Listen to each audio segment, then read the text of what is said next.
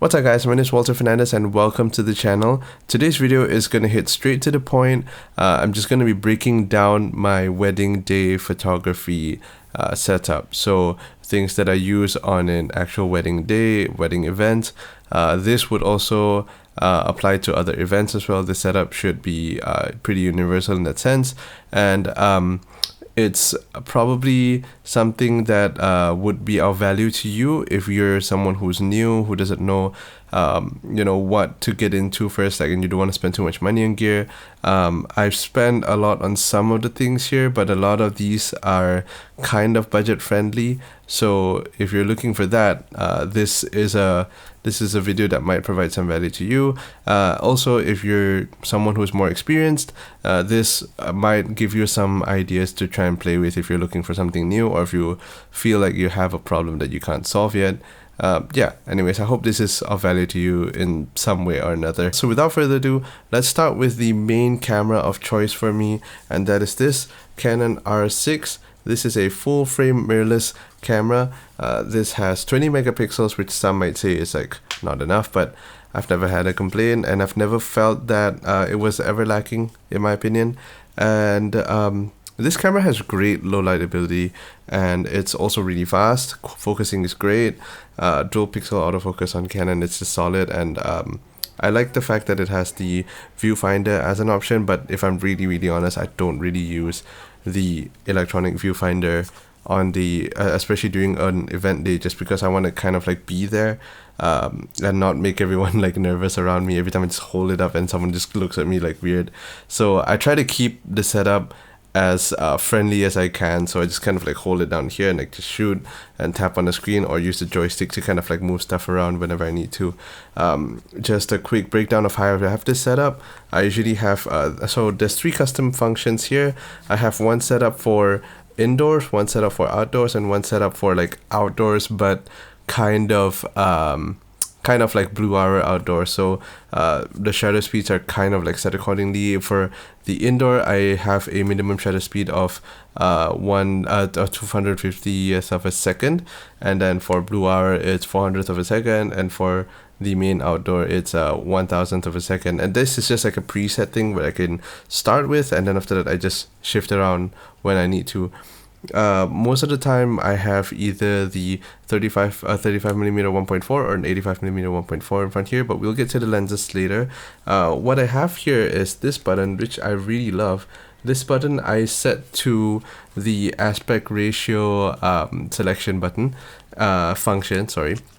And what I do is, like, if I ever need to like kind of crop in to get a little bit more reach, I just press this button and shift over, and it's a 1.6 times crop, so it just makes this into a crop center for a second if I need that extra reach. Some people say like, why would you just shoot and then like crop later? I think it just helps a little bit more in framing, and it's not like I'm prioritizing quality at that point. I'm prioritizing the way I think the framing of the subject and stuff. So I want to keep it to the center of the lens, and then after that crop in and then make my framing from there. That's been working for me really well. Other than that, I do have this button set to aperture currently, and this dial is set to aperture, and this dial set to ISO, and then this one to shutter speed. I will explain later why. My preference would be have ISO up here, but I'll get to why I set this to aperture and this to ISO in a bit.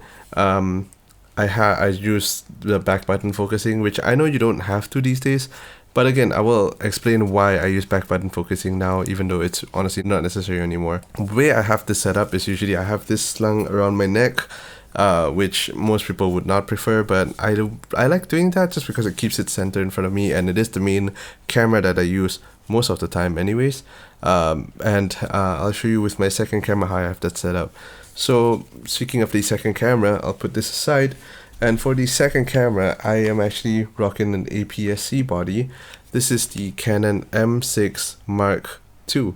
So this camera is it's tiny, and it's in Canon 90D equivalent, but in the mirrorless side of things. It shares a lot of specs, very similar, and I know this is not as popular as like cameras like the M50, probably just the M50 from the EFM line, and most people would be like, yo, why'd you get an EF. Why is he shooting EFM cameras in 2023? It doesn't make sense, but I think the workflow works for me currently. I wanted a smaller setup, so here's how it goes. Like, most people have this like double harness thing, the whole fast money maker kind of thing, where it's like dangling on your left and right, and I think that will work for most people. I have not tried it, so I have a little bit of I am a little bit of a skeptic in that sense, just because I'm so afraid of like just being afraid to move around when I have to.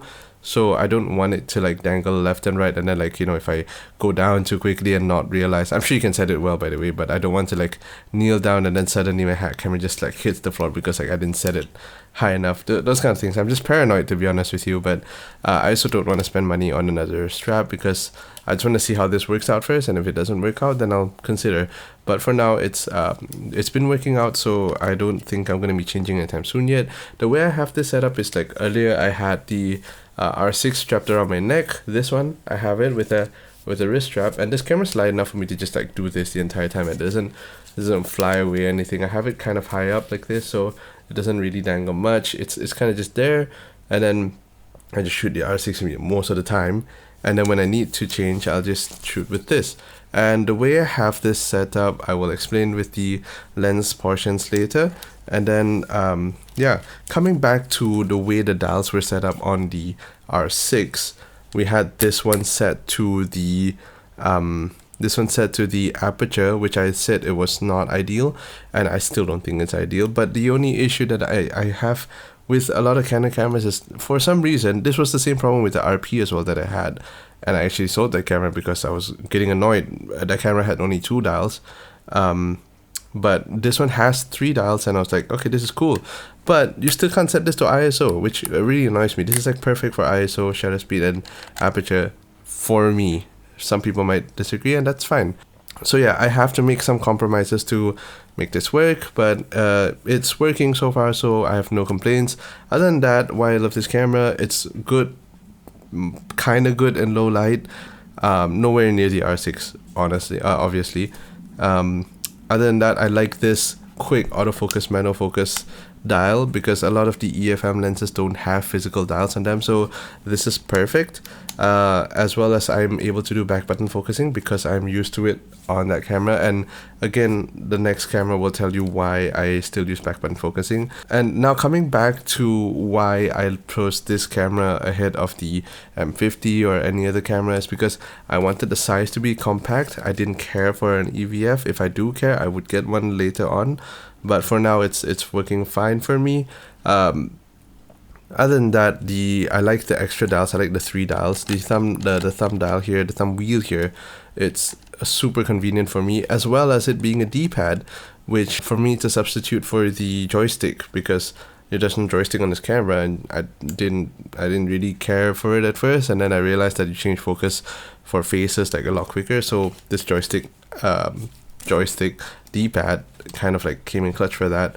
Other than that, the dial function, I've had it set to white balance if I need to like change it real quick, and that is the same thing I have on the R6. And yeah, I have custom mode 1 and 2, so since there's only 2 custom modes on this camera, I have one set for indoors and one set for outdoors. And yeah, it's been working fine really lately, so far, so that has been great. Unfortunately, this camera doesn't have the extra crop thing, but I guess it's fine. The big bonus feature of why I have this camera instead of another camera as well is because of this high megapixel count. It's a 33 megapixel sensor, or 32, I forgot, but it's significantly more than the R6. So if I ever need like detailed shots, or if I need to take a photo that I need to crop in later, the 33 megapixels is gonna help in that, especially when you use sharp enough lenses. I mean, the lenses that I use, most of them are really sharp for this function, so that's the job for the most part. So moving on to my third camera, which is kind of my favorite camera to use sometimes, just because of how well it's built. This is the Canon EOS-1n. So this is a 35mm film camera. It is the flagship of the 1990s, the 1 series camera, if you're familiar with that. Without its battery grip, it doesn't look impressive sometimes, I guess. But this thing is built so well. It's literally built like a tank, built better than all the. I would say the build is comparable or even better than the 5D cameras, which are notorious for being like really, really solid. Nothing much to say about this camera, honestly. The only reason why I use this is because I want to shoot some film in the day, and this is a film camera with an EF mount, so I could still use autofocus on this and, you know, get good results on the day. The metering is good, everything's great. If you know anything about shooting film, this does it good and quick. And on a wedding day, sometimes that's what you want. If I want to take some portrait sessions and I want to shoot some film, I want to be quick, this is a good solution. Now back to why I still shoot back button focusing on those cameras. It's mainly because of this camera, I set this to back button focusing. If you're familiar with like the DSLR and the DSLR and SLR kind of like autofocusing system in these cameras, you kind of like shoot through the viewfinder, and like the viewfinders, the OVF version of like autofocus. It's quick, it's snappy, it's accurate for the most part. But this, if you know anything about back button focusing, this helps with keeping the especially when you have lenses with like really shallow depth of field, it helps to maintain focus a little bit better if you want to stay sharp in the eye and stuff. I use high quality EF lenses with this camera to get really high quality and sharp films. That's the reason why I don't shoot 120 film, because I feel it's kind of slow, and I haven't tried it before, to be honest, so I don't really feel like I want to get into it, not yet at least. So sticking with 35mm, and I shoot with really high-end glass, I tend to get pretty sharp results, which is great for 35mm, because that's kind of like what I'm going for, a more high quality look, but on 35mm. So speaking of high quality lenses, let's talk about the lenses that I use on this setup.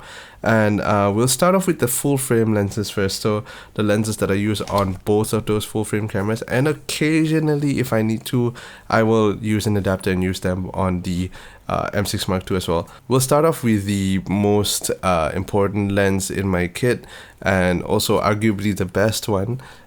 Really sharp, quick, accurate focus, and beautiful images all together.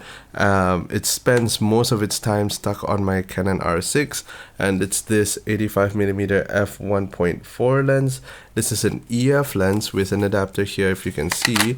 Few things I love about this lens is that it is weather sealed, so safety is always there. The image is beautiful. It is a little heavy. It makes my camera especially very front heavy, but the images are just beautiful, and again, focusing is good, chromatic aberration control, everything is great.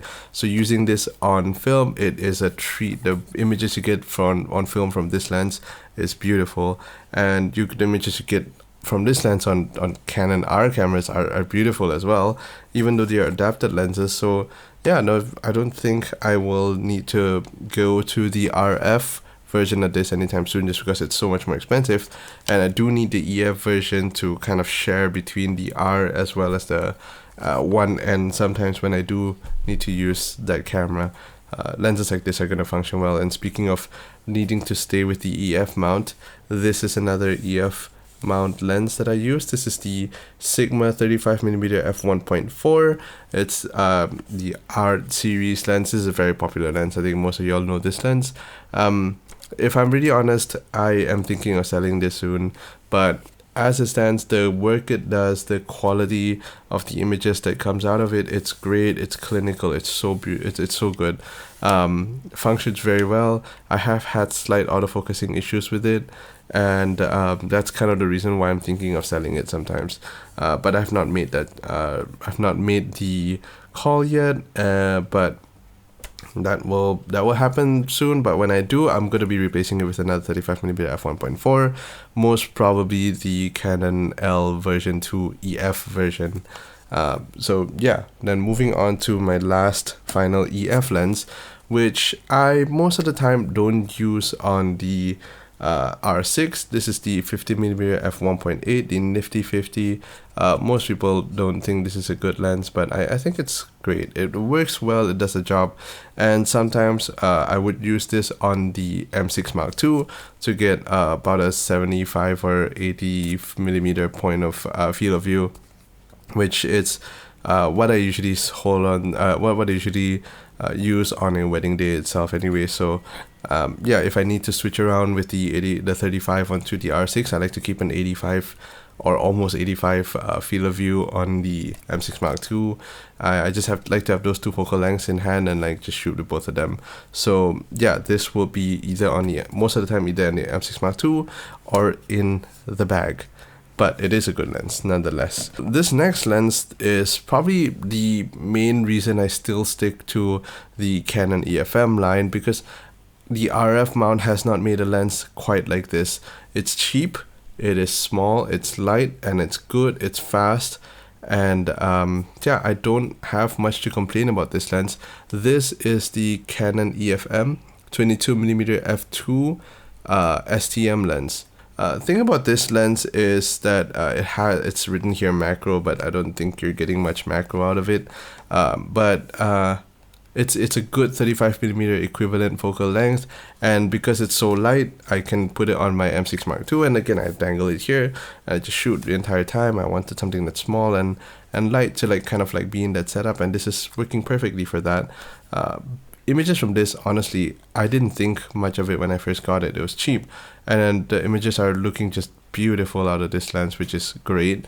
It just shows you how much like sometimes these lenses can go under the radar just because they're very cheaper price. But yeah, bang for buck, 100% one of the best purchases I've made in my life. And the final lens that I have here, this is a little out of left field. This is a manual focus lens. This is a TT Artisan 17mm f1.4. So I use this lens only when I need to have like wider field of views, because I'm usually shooting on 35, and this is kind of like a 27 to 28 millimeter focal length equivalent. This is a fully manual lens, so it's a little bit less easy to use because you gotta manual focus everything, but I seldom use this lens, which leads me to why I don't think I need to buy a separate autofocus like that. I guess the choice would be the 16mm from Sigma f1.4, but I don't see the need to spend so much money on something like that yet, unless, you know, things change and I don't feel like something like this is going to cut it anymore. Then that would probably be an option. But for now, this is serving me pretty well, because this is usually when I bring this out, it's usually for all these like getting ready shots and stuff, when I do need to be in a smaller space, and you know, something like this is gonna help me blur the background even in tighter spaces, so with its wide field of view. It's not gonna be crazy like depth of field, but it's gonna help in one way or another. But a side bonus from this is it's cheap, but it's like built really well. It's a metal lens mount. It's an all metal build, if I think it is, and the glass, the images from this, it's also again beautiful. Like I don't know how to explain it, but all these like lenses, they're like cheap but and tiny, but like their images look just beautiful to me. So just a quick recap on like how I have this set up most of the time is I have the M6 Mark II sort of on my wrist here, and then after that I just have the 22mm f2 lens kind of just attached to it, and that makes it really tiny, so I can just like have it dangling there the entire time. And then I have the EOS R6 with the 85mm gigantic lens in front of it, and when I need to have a bit more depth of field at a shorter focal length, that's when I would kind of switch it around and then use an 50mm with the EF-M adapter onto the M6 Mark II, and then have a 35 1.4 on the R6. Then I would have decent shadow depth of field on the M6 Mark II, and then a 35mm f1.4, which gives you a little bit more depth of field than a 22mm f2 35mm equivalent would give you.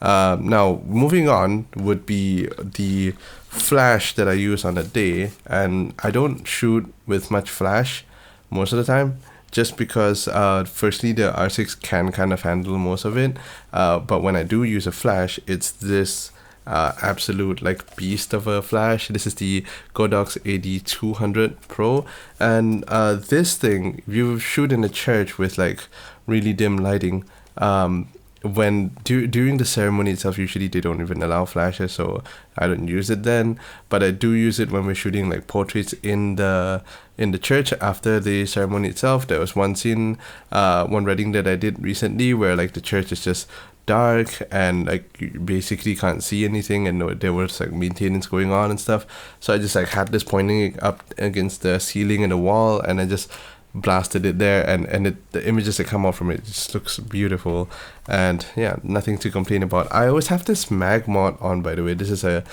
a mag mod thing here, and what it does is I can just like, it's a magnet, so I can stick like modifiers on top of it, which is great. So I just don't take it off just because it takes so long to like kind of fit it in, so I just leave it on the entire time, and yeah, no issues so far.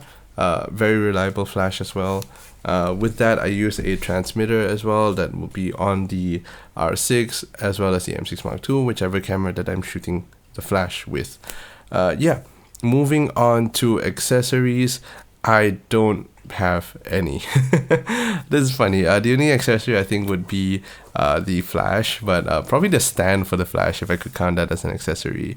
As for batteries, I'm sure you know, since I have two different kinds of cameras going on with two different batteries, so I need to have two different kinds of batteries. So I just have pretty much a pouch with a bunch of LPE6 and then a bunch of like LPE17 batteries.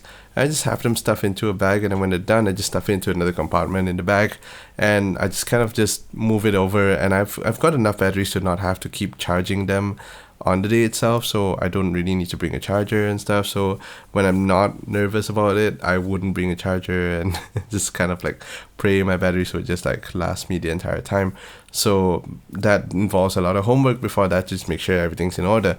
So I'm sure there are like accessories like pouches and all that are specialized for batteries and stuff, which you guys can use, but I don't use them just because, again, I don't think I want to unnecessarily spend on stuff. I think till the day it becomes an issue for me, that's when I would invest in these things that to make life a little bit easier. But as for now, this setup is working for me, so this is my setup that I'm going to be trying out for the next couple of months, and if I make any changes, I might make it a video again just to kind of update stuff. But for now, what I have to say is just go with your gut with whatever you're using on whatever job you're working on. You know, if you're working events, if you're working portraits, if you're working landscape or whatever you shoot, like go with the gear that makes your workflow work for you. No one is gonna ever give me the advice to use an M6 Mark II right now to shoot weddings with it strapped on my hand, but the setup works for me, and I think what I want to do is encourage you to do the same, not to use the M6 Mark II, but to kind of find a setup that works for you and that fits you as a photographer or as a videographer or whatever you do. So yeah, don't do stuff just because other people tell you to. Just find a workflow that works for you and just go for it. Because at the end of the day, no one cares what your setup is. As long as you get the results and as long as you capture the day, the priority has always got to be the story. The priority has always got to be the couple or no, whatever you're shooting. Once again, it's got to be the subject, it's got to be the story. So like the video, it kind of helps me fuel my empty life with kind of more likes, so that's great. And comment down below if you want to tell me about your setup. I want to actually hear whatever wacky setup you have. Just like let me know down below, and I will like I'll check it out and see how wacky it actually is. And again, don't bother with what I have to say with it, I just want to see it. And then yeah, follow me on Instagram if you want to see some of the work that I do with this setup. And lastly, subscribe if you want to see more videos like this, or if you don't, then subscribe. No, if you don't, then don't subscribe, I guess. I don't know. I can't tell you to do what you want to do. Anyways, yeah, that's it for today. See ya. Bye.